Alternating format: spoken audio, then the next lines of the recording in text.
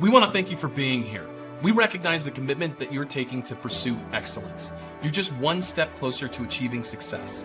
And the Institute is here to help at every step, wherever you are in your business journey. We've helped thousands of shops over decades and across the nation, from service advisor and manager training to a shop that's just starting out, or even those who are planning their growth, scaling from 10 to 20 to 30 locations. Those that are preparing for private equity sale, or even those that are succeeding their business to the next generation. The Institute and our many coaches with years of experience, both from inside and outside the industry, are here to provide education and tools to get you on your way. You do not have to do this alone. We hope you enjoy the content to come. For a better business, a better life, and a better industry, the Institute. Welcome to our session today on Ask Me Anything. I'm Wayne Marshall, here along with Cecil Bullard. Today we're going to talk a little bit about expense versus investment. As we all know, there's many things that we do that we invest in, or we have different expenses. But in anything you do, you also want to be looking at what you're getting for that return on investment and how it works. Expenses, they're a one-time thing. You spend your money, you get it, you get the product, you get the service. And then there's other things you do that have a long-term return on that, and it's an investment that can build and continue to help your business as you move forward. So we're excited to get some of your questions. As we stated at the beginning, it's Ask Me Anything. Please submit those things. We would love to have this conversation, help share the knowledge we have. Cecil, you want to share anything off the top? I think what we're starting with here is this this comment that we get a lot of times from shop owners that want to improve their businesses that may be struggling. And I know it's difficult to look at your business and go, man, I don't have any money. Three types of shop owners that we kind of, in general, come to coaching. We have the people that are, they were in a different industry and they're used to coaching, they understand coaching, they know the value of coaching, and they come in and they say, we just need a coach. And so what we've done is we've researched the automotive industry, and we believe that you guys are the top of the list, so we would like coaching. Those are the easiest people to sell, and frankly, they're also the easiest ones to probably work with in many cases, because they're used to having someone there to help them know what they don't know. We also get the largest group is probably shop owners who've been in business for some period of time who have struggled. So, you know, this idea that I wake up every morning and I say to myself, oh my gosh, I hope that we have enough cars, and I hope we have enough work. And I hope that, you know, at the end of the year, when I actually have to file my taxes, I'm in the black instead of the red. And that's probably the largest portion. And from that group, we often get this idea that, well, I can't afford coaching, or I can't, you know, I think I heard it in the last couple of weeks. I think I've heard it 2 or 3 times. Well, I want to hire a manager first before I get into coaching, or I want to hire a service advisor first, or I want to meet this thing. And what I tell people, to me, that's one of the most frustrating comments, because those people never get coaching. Okay, they just don't. And it's another excuse not to get serious about your business and get your business. And I also think that a lot of people out there think, oh my gosh, there's so much, it's going to take so much time, so much energy, and so much effort. I will tell you that for most of the people that we have coached, that within a few sessions, we've got it where it's like, oh, the pressure's off. There's more money in the bank now. There are, you know, the job seems to be getting easier for me. And so they're not putting in the kind of time, energy, and effort that they have blown this out to be. Correct. Right? Yeah. And then why would I do coaching? I mean, what's the point, right? The point is, I don't know what I don't know.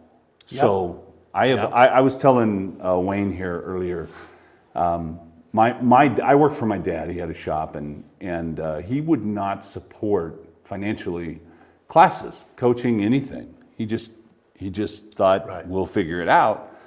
And when I was started early in my service advisor career and my manager career part of this, I went and found coaches and paid for them myself. And those thousands of dollars that I spent at the time have literally turned into millions of dollars in over my revenue and profitability. Yeah, over my life Sure. and opportunity, right? Right. And I think it also has increased lifespan, right? Yeah. Because Yes. when you're worried about paying the bills or Yes. I've just got to stay late and I know my wife wants me home and I'd like to go to my son's ball game, but I got to get this car fixed because I got to pay the bills.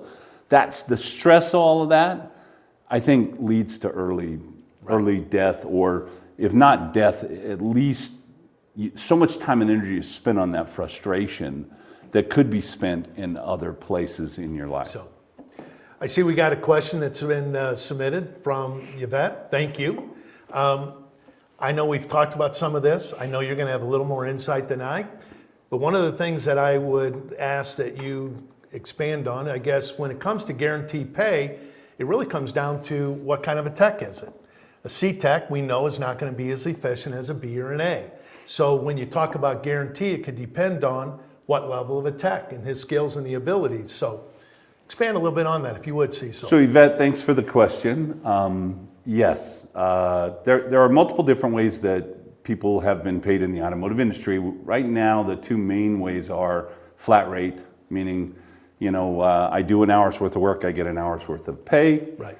And then there's Flag. flat. Well, no, that's flag. That would Yeah, be that's flat flag. rate, Sorry. right? Yeah, no. Piece Piece, work. right. And then there's salary or hourly, meaning I'm here for an hour, I get paid X, right? Or for the week, I'm here for the week and I get paid X for the week.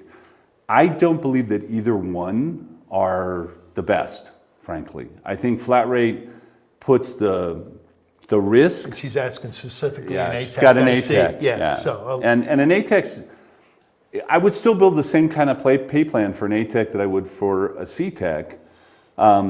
It would just have different numbers in it.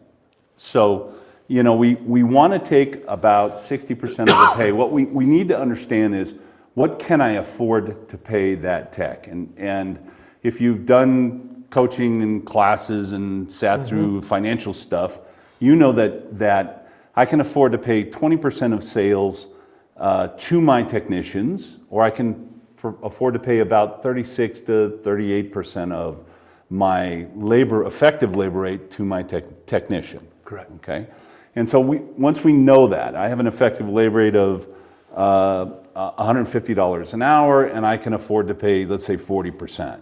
So that gives me $60 an hour to pay that technician. And that's got to include the FICA and the FUTA and the workers' comp and all that fully stuff. loaded. Yep. And so what I would say is, you go to Maslow's hierarchy of needs, and you say, people need to understand that their base needs are met. So I can't have someone working for me that worries about whether or not they can pay rent or there's food in their refrigerator, right? Mm-hmm. So I want to take about 60 to 70% of their pay, and I want to pay for that position, and I want to pay that to them either hourly or salary. You get 60%. And then I want to take the other 40% and I want to pay it more in a flat rate kind of way, meaning as you perform, as you do the things that I want you to do, you're going to get this extra 40%. So for instance, let's say that I had a total of $1,800 after I took out FICA and FUTA and workers' comp that I could pay somebody per week, right? I would probably take somewhere around $1,200 of that and create a base, either an hourly or a salaried base. And then I would take the other $600 and I would say, what do I want from that ATEC? Well, heck, I want quality of work. So it's hard to define that, and you need to have things that you can really define, so I have to define quality of work, right? And for me, quality of work is no comebacks, or few. And I don't believe in no comebacks, because it's not possible to be perfect, but if my tech does less than 1% warranty in a defined time period, then I'm going to pay them per hour they produce $2 an hour extra. And then I also want education, because I think that people that are constantly educating themselves are more forward focused, right? They're more thoughtful. They're learning. They're growing. I need people like that because the world changes and the industry changes, and so we usually put some form of 8 hours in a quarter, 12 hours in a quarter as a training thing. Then they could get another $2 an hour for the hours they produce. And then I also need production.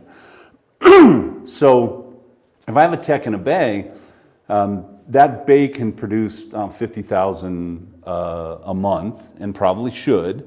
And if I have a tech producing 20,000 out of that bay, then I have a tech that's 40% productive, which is costing me a lot of money if I'm paying them any kind of base salary, and it's costing me money because that bay is not doing work that brings money in. Need a throughput. So I want production, and I usually start my bonuses around 35 hours in a week because we're using a labor matrix to 20 to 30% on top of the hours. So to pay for the paperwork and the moving cars and the test drives and things like that. And so what I believe is that if I have a technician in my shop and we have work for them, and I'm using a 25% labor matrix on the labor, that I can have a tech that can do 10 hours a day, okay? And of actual work that they can actually sell. And billable hours. I find it really funny because you talk to techs, and I love the techs. You put a bunch of techs in a room and you go, okay, how many of you have beat book time routinely? Right? Oh, every hand, right? I'm the fastest guy in the world. And yet we know from the numbers, from the real numbers, from the hundreds of shops that we work with and the thousands we worked with, that the techs are usually 70, 80, 90% productive unless you're really working on your systems, processes, etc. And so I love the fact that the techs are like, I'm very productive, but ultimately, unless we really do some energy and effort into managing that, they're just not, right? Yeah. And so 35 hours is usually where I start my small bonus for what you produce, and then 40 and 45, because when you get over 40, then there's more profit in the labor. Correct. So I can pay the technician more as they're doing 40, 42, 45 hours, and so they can earn more, the shop can earn more, and the customer's still very, very happy and satisfied. Thank you, Taylor. I see we got another question that's come in. What are the biggest problems you see with owners taking the leap into multi-shop ownership? What can we do to be better prepared? I know the standard answer is, can you leave your shop for X amount of time and run it the same as if you're there?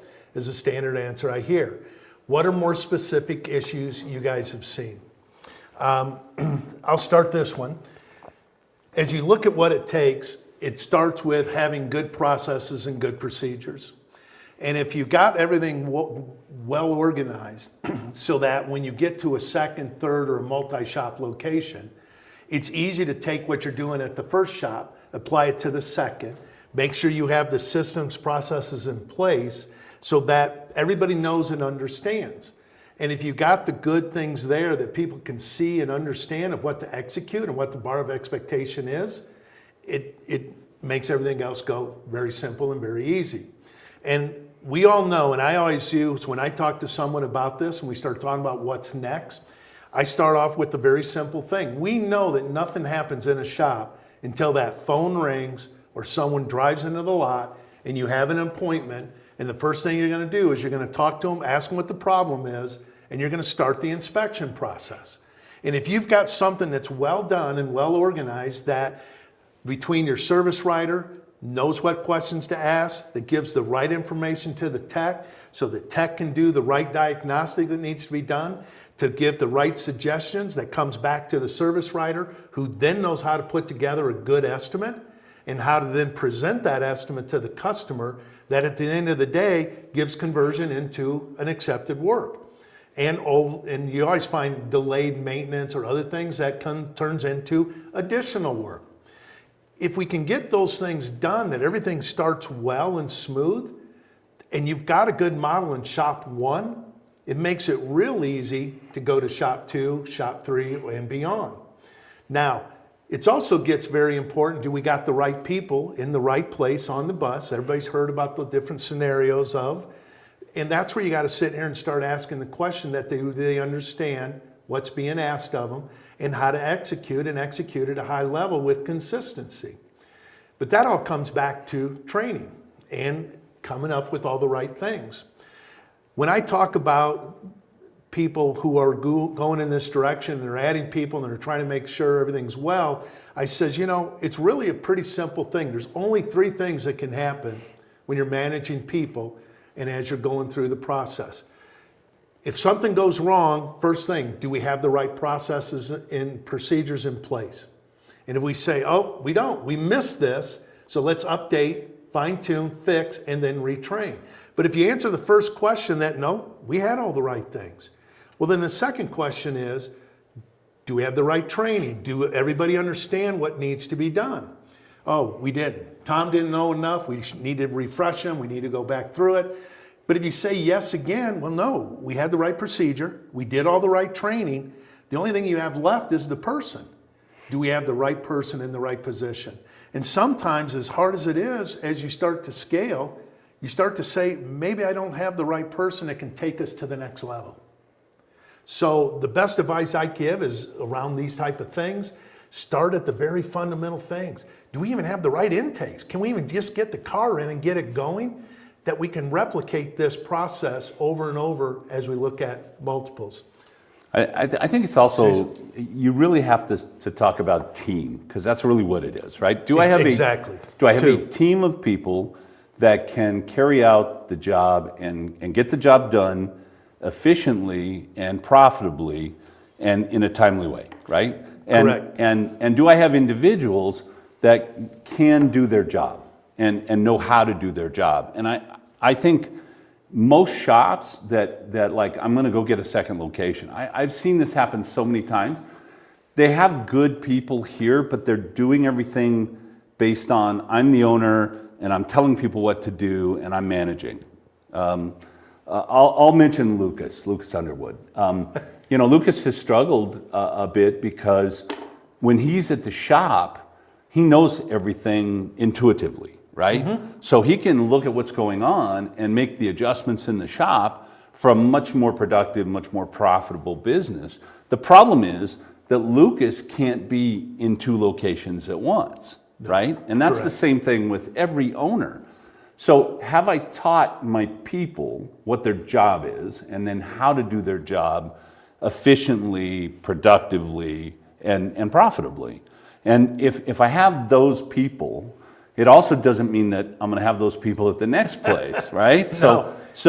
And we would, I mean, don't get me wrong, if you have a really strong team and you can go take 2 weeks off and you come back in the shop, there's no major problems, right? I mean, whatever major problem happened while you were gone, somebody took care of it because they know and understand how that needs to be done, right? I'm not necessary here, right? Now I'm going to have a second location.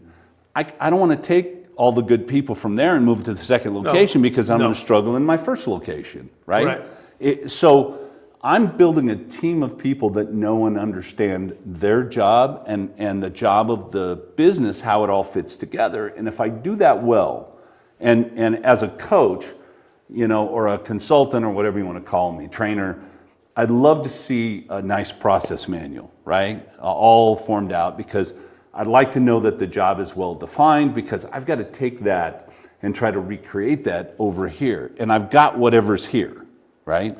Which is the other thing, you know, understand what you're buying as best as you can. And even though you might think you understand what you're buying, you may not really understand what you're buying. One of the guys bought a shop and paid too much for it, and there was a lot of money being run off the books, and that's why they paid too much for it. And I told him don't buy it, but he did anyway. And when we got the shop, we had the employees there, but we come to find out all of the employees were being paid under the table. Yeah. Well, we can't do that, right? No. I'm a professional business person. I'm not willing to go to prison, right, et cetera, et cetera.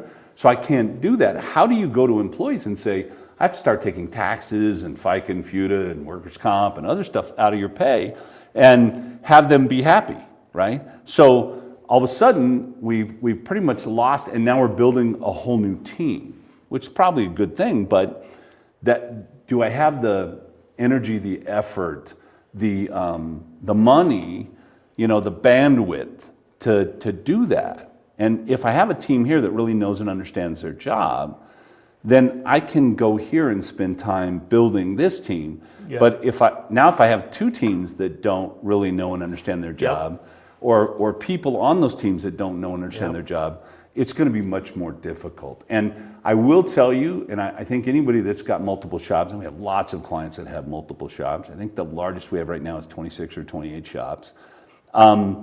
That having two shops is 3 times harder than having one shop. And having 3 shops is probably 4 times harder than having one shop. And having 4 shops is easier than having 2 or 3 shops. Yep. Because at that point, you've kind of worked some of the bugs out. You're getting some middle management that you can afford. You're getting scalability. Yep. So when do I know? Well, I don't know, probably half or more of the people that go to shop number 2 or shop number 3 really probably aren't ready. The one nice thing about shop owners is that we're insane. We're crazy. We will do what it takes, which means if I've got to work, 85 hours this week to make it work, I will do that. And I think that's a plus in some ways, but I think it's a negative in other ways, because we rely on ourselves to do the stuff where we can't expand our business if that's who we are. Simple, something I learned in my business past life, simple question I would always ask staff as we were growing and scaling and changing. They would come up and they go, and we want to do it because there's a serving heart that you have as an owner as you're building. You just want to answer the question, you want to help them out. But to really build their knowledge, I would always stop and I'd go, well, what do you think we should do? Tell me how you want to solve this problem. How do you want to go about it? And when you start listening to them, it's a simple test to know how much they really have studied the manuals and the processes. But you're going to see that they can start answering, that they really do have knowledge of the content and what we're doing.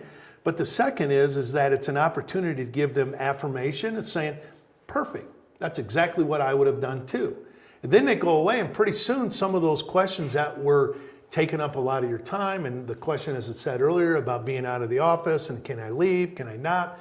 Well, now you feel comfortable because you've tested knowledge by just a simple question of, well, what do you think we should do? How do you think we should go about that? It's a way to see where they're at, what they got, and what they need to be doing. And I've seen it over and over and again where the employees become hobbled. To use a horse term. Yes. And because I talk about electricity. Where does electricity go? To the fastest path to ground. Yeah. Every single time, no matter what, the path of least resistance. Yep. If you become the path of least resistance for your employees, then they're going to come to you for all the answers, which makes you feel great, right? Don't get me wrong. I love it when an employee comes to me and says, hey, Cecil, what do we do? And I can give them the answer and they walk away happy. Yeah. And I'm like, well, I still got it. I'm still smart. But am I hobbling that employee by giving them the answer? Don't I really want to teach people how to come up with their own answers and how to make great decisions? Yes. And the more I do that in my business, the more likely I'll be ready for shop number 2 or shop number 3, because I'm not the answer man in my company. I mean, we had a big company meeting yesterday. We brought some of our staff in. We're talking about the future. It's what we do at this time of year. And I'm sitting in that meeting, and, I've got lots of years of experience. I've founded the company, blah, blah, blah. And there's a lot of things that I could just go, okay, well, that's what we're going to do, or blah, blah. Just like I want to be the answer guy. I want to have the answers. I know. And it's really, really hard to sit there and go, oh, well, okay, what do you think? Or, but you have to do that. Otherwise, you limit your company. I said it yesterday in our meeting. A company, $1 million company, runs a specific way. You cannot treat a $5 million company the same way you treat $1 million company. And a 10 million and a or 10 million 20 won't or- run like a 5 million. Nope. Nope. And I would say it's the same thing. You can't, when you have one shop, you treat that in a specific way, and you can be there to answer questions. And so you can hobble your employees, you can hobble your team, you can make them Correct. reliant on you. But when you go to two shops, you can't always be there. So you can't run two shops like you run one shop. You might get Correct. away with it. Frankly, it's going to probably kill you time-wise and energy-wise. But when you get three, no way, Yeah. right? And so you can't run a multi-shop operation the same way you run a single shop operation. Well, that's why they say. I mean, the only difference of a company that does this much in business to this much in business to the even higher number of business dollars is just structure and its organization. So, we get into, as you know, as we going back to some of the things we talked about, expense, investment, everything that's going on. We get many clients we talk to, and they're like, "Man, I was so busy. We were just slammed. We're this and that." But then you look at the data, and then you look at, well, was it the right kind of business? Sure, you were busy, but were you doing the right things? Were you getting structured correctly that allows you to build off this, just as we talked earlier, with a multi-shop location that you want to build? So just because you're busy doesn't mean you're always going to be profitable. Doesn't mean your financials are going to look the way you want them to look. It's about building it out, getting it structured, getting it organized so that you can take those next steps. But also understanding, and as we talk about with many clients, also know and understand what are the key KPIs that you want to be looking at so that you can truly see, am I trending up? Am I trending flat? Or maybe, and hopefully not, trending negative. And it's one thing to have a bad day or a bad week. It's another thing to have multiple bad weeks, turns into a bad month in a second, and then all of a sudden you're looking at your balance sheet and you're looking at your P&Ls and you're losing money. And in this industry, we have this idea that busy equals success. So lots of cars in the bays means we're lot successful. In the parking lot. Well, wait a minute. The guy down the street's got Yeah. all these cars in his base. Doesn't mean anything. Is he making money? Are we creating happy clients that are going to come back to us? Are we profitable? Had a conversation this morning with one of my clients that I work with, and he's, they got a healthy average repair order. They're booked out 5 days, and he's like, we didn't quite hit the numbers we need. Well, okay, so we have a problem in this particular case of car count. We have a good average repair order, and we have good profit margin, right? And so now we want to look at car count and how do we bring in 2 more cars a day. But if we're not making profit on the jobs we're doing, or if we're not making enough profit on the jobs we're doing, then why would I want to bring more cars in? Exactly. So busy is not necessarily success. And I don't really want to be busy. I want to be consistent. Yeah. Right? I want to have I want to be consistently booked out 5 to 7 days. And I want to be consistent. I want to consistently have 13 cars a day because I have 4 technicians. And I want to consistently do great inspections and sell great work to my clients. And I don't want to be busy. Busy is not necessarily better. If you're not, you've got to bring in the efficiency numbers. There's so many different variables. And I mean, I've seen it. I had one just here this week also. I mean, because we're into a new year, we're reflecting, we're doing a review on the 2025 numbers. And, when you sit there and there was about 500 hours that were just lost through some inefficiencies and other things. And as I pointed out to the owner and we started talking about it, it's like, what could you have done with an extra 500 hours billable that got through the cracks? And it was a bigger shop, big numbers, but still that's big dollars. We sat down and by the time we got through, that was about $80,000 that was left on the table. That turns into real money. Significant money that makes a difference. Our conversation today was, okay, we do have a good average repair order, but could we move it up a little, right? Yeah. And I remember having a conversation with my staff and saying, what else could we do for our clients? And we decided that we were going to replace their fob batteries once a year, right? Yeah. And we did it for free as part of the service as far as labor, but we got another $25 for batteries, right? Yeah. And so it moved the average repair order up and created more productivity and more profitability out of the Yeah. company. And it's these kind of conversations that I don't know if I need to be in the middle of them or I even should, but I want my team having those conversations, right? What do we do?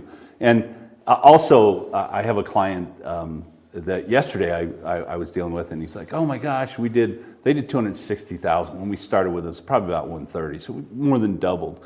But supposedly on their P&L they lost 13 grand. Yeah. And I'm looking at it and I'm like, "Oh my gosh, there's no way that it." And we had a $35,000 property tax payment that they expensed all at once.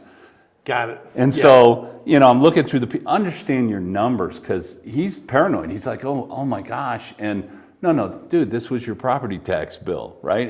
It's not part of But that's where, when we look at financials, it's a good reminder. Yeah. When you get a one-time expense like that you're paying out, don't put it as part of your net operating income, because it's a one-time deal. So it's still part of an expense, but put it below into extraordinary expense. Yeah. It still shows that it's a negative on the net for the month. But when you look at from an operation standpoint, you still had a profitable month. You still did really well as a shop. So, this is where working with your bookkeeper, your accountant, talking about some of the different things, because it can skew it and you miss this, that, no, I'm still doing well, because if I didn't have this, which was an extraordinary expense that you got to put it on your financials, just don't put it as part of your operation. Or if you do want to put it as an operation, then amortize it over the year or over a time period of what that payment was to cover, so it stays flat and even, and it doesn't affect your net Now, operating. if we amortized it, we earn 12%. Now, I don't want to earn 12%, I want to earn 20%. So there's still work to do. I know. But it's not, we lost 20%, right? Exactly. So, understand your finances. I want to step backward. Don't have another question at the moment. If you do have a question, please put it on, because we're here to answer them. But I want to go backward to this. Is it an expense? Yes. Coaching is an expense. You're going to pay for that. But if that's going to get you an extra 10,000, if that's going to make your company more profitable, if that's going to increase your productivity, give you the opportunities to put a team together and build a really functional team, so that you can expand into number 2, number 3, and become, I don't know, I think I'm necessary here still, right? I think I add a lot, but I'm not necessary to the day-to-day operation, right? And so, as I said, the investment that I've made in training and coaching, I still buy books like crazy. Kent drives me nuts. He's like, you bought another book? Yeah, I want to learn new stuff.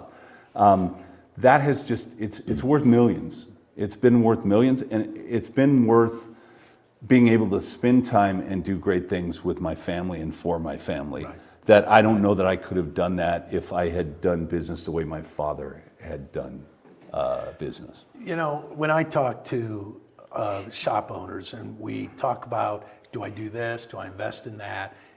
Coaching, training, and the things that come around it. And the biggest asset that you have in your business are your people and yourself. And I always tell them, it's like, you want to invest in that asset. But I also tell them, I said, if you're ever going to bet on somebody, bet on yourself. So if you can make yourself better, stronger, and you can work in a different way, that is going to give you a return on investment, obviously this in a financial way. But then, as I've also used the analogy, it's like, we go to the doctor. Doctor, I want to be healthy. I want to live long. I want to do these things. Doctor, I says, well, eat better, exercise more, do all the things. So I join a gym. It's an expense. But if I take advantage of the gym, then the gym membership, and I get myself healthier, it's going to give me better quality of life to go out and do and enjoy the outdoors, maybe give me longevity of life, to have greater experiences with my grandkids and my kids and whatever you want to do as you get to that point in life. I think it just gives back and back and back. I think it's also value of life, because I just don't want to go through this existence, which is short enough, and get to the end and go, okay, I lived a long time, but I didn't have quality of life value and quality during that time, right? Agreed. And so the investment in the gym, if you never go to the gym, it isn't an investment, it's an expense. You wasted your money. But if you go to the gym and you take care of yourself, then inevitably you will live longer and you'll have better quality of life. I think coaching, it's not necessarily about money.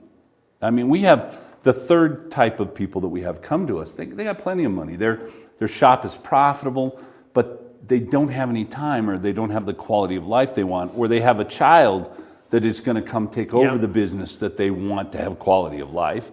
And so they come to coaching and they ask for coaching so that they can learn those types of things. So for me, coaching in part is about profit, because I want to be profitable, because when you have money in the bank, it's easier.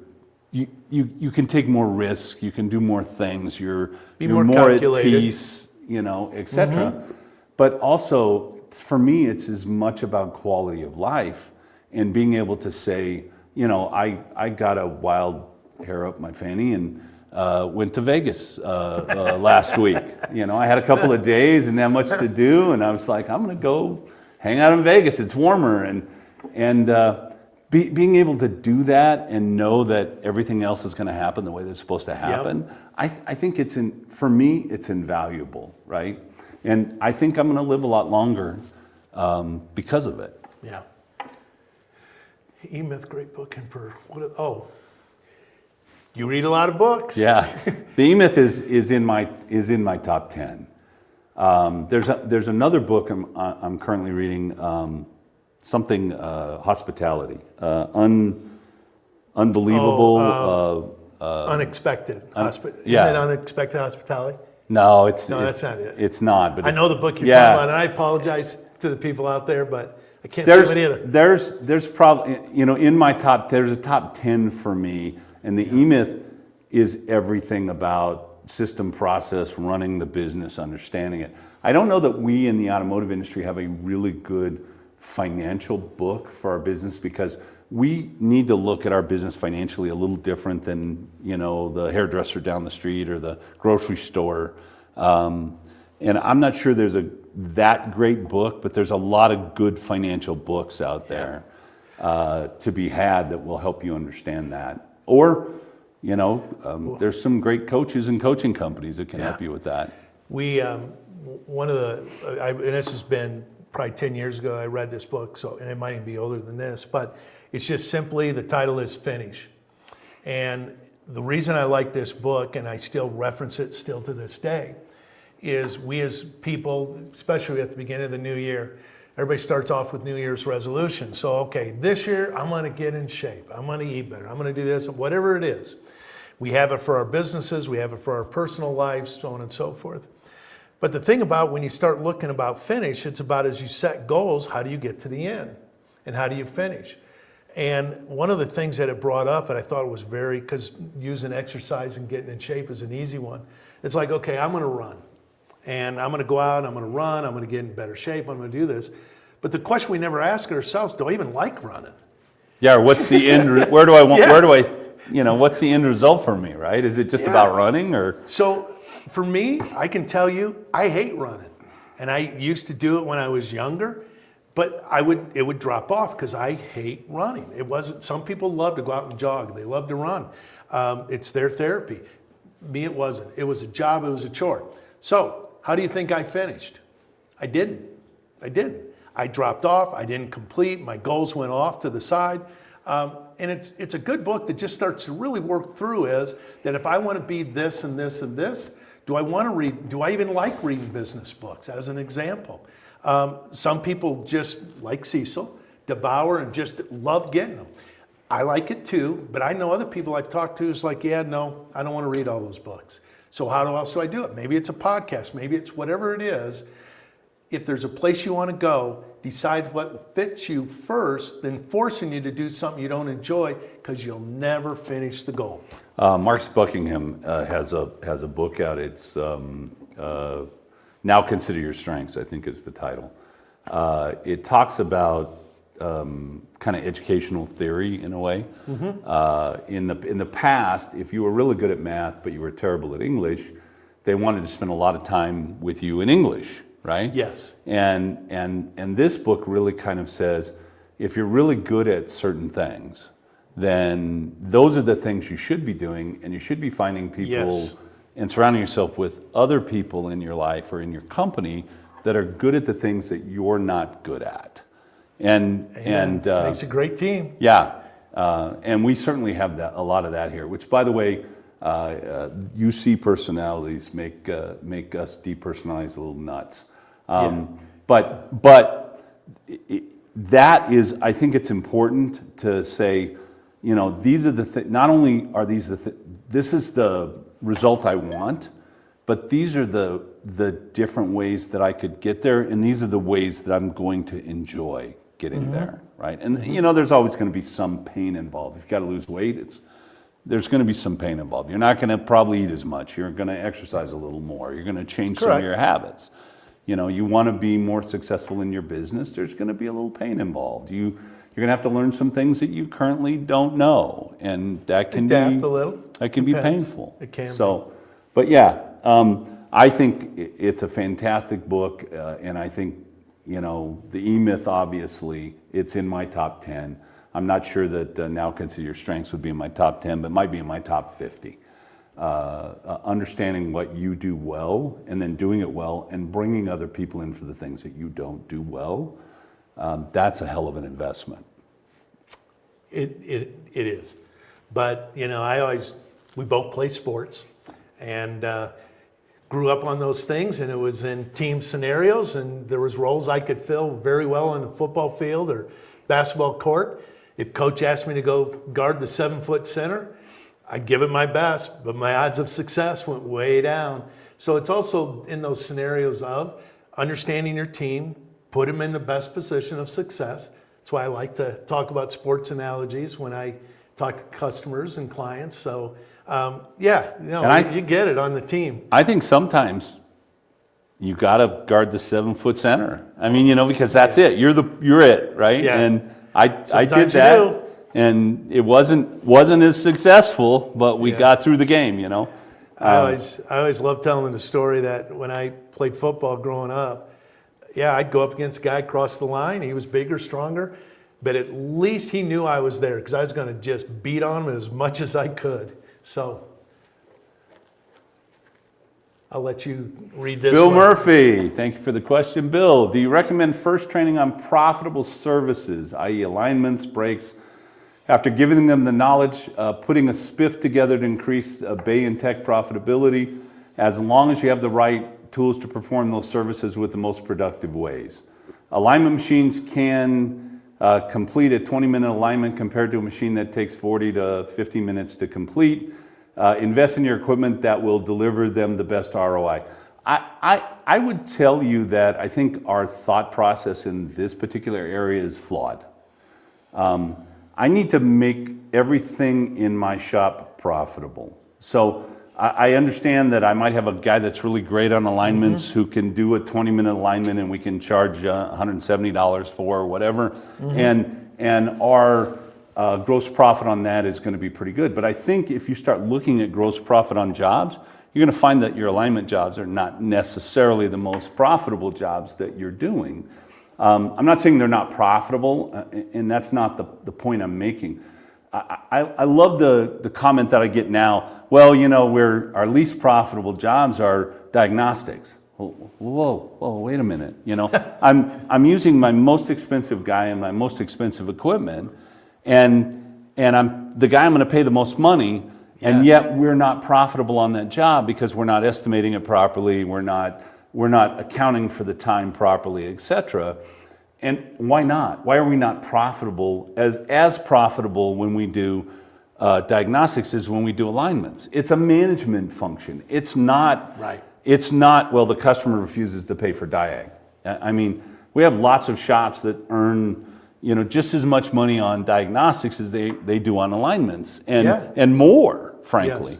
Yes. And so, yes, I agree with you. If I've got somebody in my shop who's really good on alignments, I probably don't want them out doing diagnostics if they're not good on diagnostics. I mean, for me, one of the cardinal rules of dispatch is never give a technician a job they're not qualified for, because what happens is 3 days later, the tech is frustrated, the owner of the car is frustrated, and the service advisor, shop manager, whatever is frustrated. Everybody's frustrated, and nobody's made any money, and the customer's unhappy. So that's not what I'm talking about. I certainly don't want to dispatch jobs to people, but in my business, when I set my business up, I want to make sure that when we are doing diag, that there's a profitability that I want to and can and should get out of that. I don't want to do the job.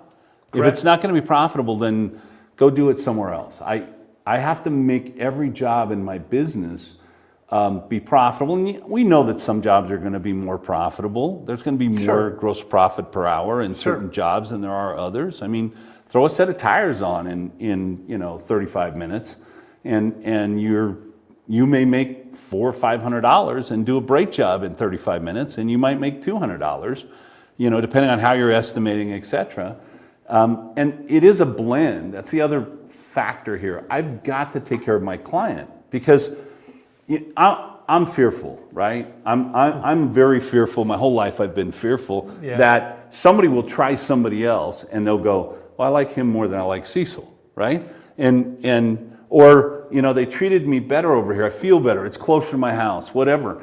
And so I don't want my client going somewhere else for anything. Frankly, once you're here and you love us, I want to supply what you need, right? Amen. And I want to do that profitably in my company, if at all possible, which also means that I've got an investment in tools and education, technical training with my people so that they know what to do and how to do the job and what to do when I don't know what to do, right? That's a question I usually ask in an interview. Like you've done everything you know. You went through the book, you read everything, you did everything it told you, and you got to the end, and the car's still not fixed. Now what do you do? Right? And what I don't want to hear is, I'll spend another 3 days working on this car. I'll get it figured out. No. What's the next step? I'm going to call my friends and ask anybody, does anybody know a Chrysler specialist on this stuff, right? Not a week goes by that I don't get a call or a message from one of our clients that says, hey, we've got this Chrysler in our shop, we've got this Toyota, we've got this Mercedes, and we're having a struggle. Does anybody know of a really great Mercedes? Well, here's the best Mercedes guy I know, right? Let's call that guy and have a conversation. Because I don't want my tech digging in and spending 3 days on it that we can't get paid for. So I think as the business changes, and AI is going to change us a bit, the technology that we have is changing our industry. The fact that we have these private equity companies coming in, trying to buy up the industry is changing our business. That we have to get smarter and smarter and better about how we do business and how we're profitable. And as we do that, we create more value and we create more life. So great question. Certainly if I have a really good guy doing certain jobs, I want to try to give them. But every once in a while, I probably have somebody else that needs to learn alignments that might take 2 hours to do that alignment. But every once in a while, I might need to funnel that alignment to that guy with the right mentor trainer in place to help him learn how to do those alignments and take 20 minutes instead of 4 hours. Got to play the game. It's like sports. You can practice, but until you do it. Sometimes you got to put your bench on to give your bench the experience and see what they have. See what they can do. A little bit of that stress test, as they I used to bring service managers in when I was growing my shops, and I would train them for like 2 weeks. They'd have a trainer, mentor that literally they were side by side for 2 weeks, and then I'd call in and in the morning I'd say, oh geez, I'm really sorry, something came up, I won't be in. So now the manager's there by himself, right? And I'd come in around 1 o'clock, hey, and I didn't do anything, sat home, just chilled out. You want to see what would, because you can't kill my business in 4 hours. It's not going to happen. And I remember one time I came in and the new service advisor manager was so excited. He's like, I sold this engine for like $16,000. And this is back when engines were 7 or 8. And I was like, wow, that's great. And the customer bought it, yeah. And I looked at the estimate and they had tripled the cost of the engine. So the engine itself, we paid, I don't know, $3,000 for, and they sold it for like 12. And I was like, oh, that's really great. And then I called the lady up that bought it, and I said, it's good news, he overpriced the engine because he's relatively new, and so it's going to cost you about $6,000 less. And she was happy, and I get to see what they can do. We have to stress test our people sometimes. Yes. And see what happens. Yes. And I don't even know, I think when you're stress testing, you don't even want to be there. You really want them to have to rely on their own knowledge and decision making. And you never do that in a place where it's going to, greatly, where it could ruin your business. But yeah, I love to do that. 4 hours. Yeah, 4 hours. Yeah, you find out what you got. You pick up the pieces, then another 2 weeks of training, then I would take a day off, and then another 2 weeks of training, and that's I love that. I like putting people in positions where they need to think and they need to come up with solutions, because they may not solve the problem the way that I would solve the problem, but if they can solve the problem and get to the same result and conclusion. And I think that's another thing about like the difference between being a really good leader manager and or a really good, I'm a great sales guy or I'm a great tech, is that I'm able to help other people learn how to solve problems themselves, and I'm looking at results and not at how they do the job. My dad was teaching me how to pull a radiator, and he crawled under the car and put a bucket under it and pulled the pitcock, and then we stood there for 25 minutes. And then the next time I had to do a radiator, I was like, I'm not standing here for 25 minutes. So I put the bucket under, I pulled the lower radiator hose, and my dad was like, you can't do it that way, right? That's not how we do it. We use the pitcock. And I was like, not me, buddy. And by the way, I got the job done 25 minutes faster than you did. So, I think sometimes we need to be open to that initiative. Are we getting the right result, the same result? And if we haven't defined the results we want, that might be one of the problems that we have, because our team doesn't know what that is. Well, I know I shared this on a previous short little lessons I was putting out on leadership. And one of the things I say is sometimes we need to be listening and really working with our team, because not all the best answers and solutions come from the front office. And we sometimes have a tendency to think that we got to do. And if we listen and work with our team, you're going to get great answers, great suggestions, and great things that can be done coming from the shop floor. So, just as we talk about team, have those communications, build those things. Well, and when we talk about having a great team, part of that is about communication, and people won't plan a team where they don't feel like they have value or they can have input. Okay? Right. They just won't. Over time, they'll completely lose interest and they won't be involved. And so we talk about having these communications and having team meetings and blah, blah, blah. And the owner's like, well, nobody will participate. Well, yeah, if you're going to knock them, every time they have an idea, if you're going to say no, or no, we got to do it my way, or they quit talking. I would tell you that we need to sometimes actually do something that we know failed 10 years ago. We did it 10 years ago and it failed. Sometimes we need to let our team try it again, because sometimes it works now. And even if it doesn't, they at least learn the lesson that it isn't going to work. Instead of saying, no, we won't do that because I tried it 10 years ago. Bill, thank you for our last question of the day. What time do you dedicate in training programs, mentorship for each employee monthly, front and back, shop staff? Is there a hard rule to follow, and any recommendations we have? I would tell you there is no hard rule to follow. Anything you do is going to be better than doing nothing. And I think every employee is going to be a little different. And I know when I had my staff, I would try to, when I was at a different company, in the own company I owned before I joined the Institute, I would always encourage them to at least have a 1 hour every other week time with somebody in the industry or in a business that could help them with some of their own growth. I always tried to do it with someone that was outside, and we all know people. And I know when I looked at some of the different people on my staff, I ended up talking to some of our different clients even, who would then come back, and I said, you know, one of the guys happened to be a senior VP at Advance Auto. And I said, would you be willing to do this? And this is the program I want to run. He goes, oh my God, I would love to give back a little to your company. So the biggest thing is just do something. Don't do nothing. Whatever you're going to do, help do what needs to be done.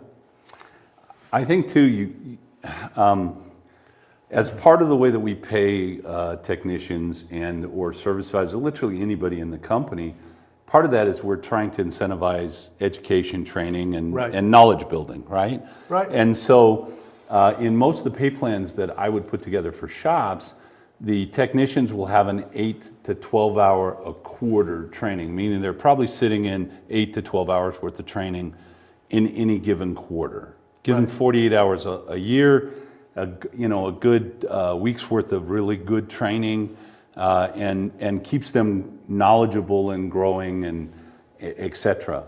Even for service advisors in their pay plans, I want to have some training as part of, if you get this training, if you learn new things, you're going to get paid more money, because yes. I can do that. Well, you're making yourself more valuable to the company. And I also say when you're talking about training and mentoring, you're almost talking about two different things, right? Mm-hmm. I mean, yes, if you're mentoring, there's a training aspect to it, but training in and of itself doesn't necessarily include mentoring.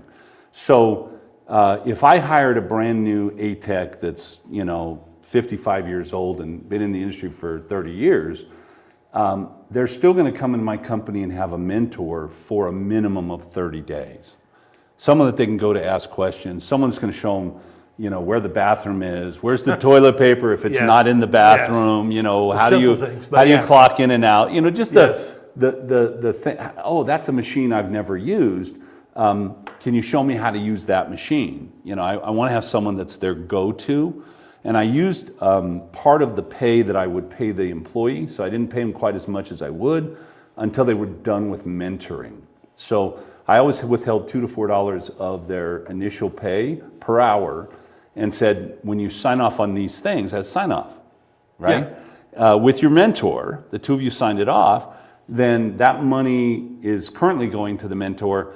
It now comes to you, there's your 30-day raise, your 90-day raise, yeah. Because you've shown that you can do these things. And so I believe that we should have mentoring, and I believe that we should have a mentoring program and plan that's well thought out in our companies for those positions, especially if we want to have 2 shops, 3 shops, 4 shops, or oh my God, yes. build the very much so. the multi-shop yes. thing.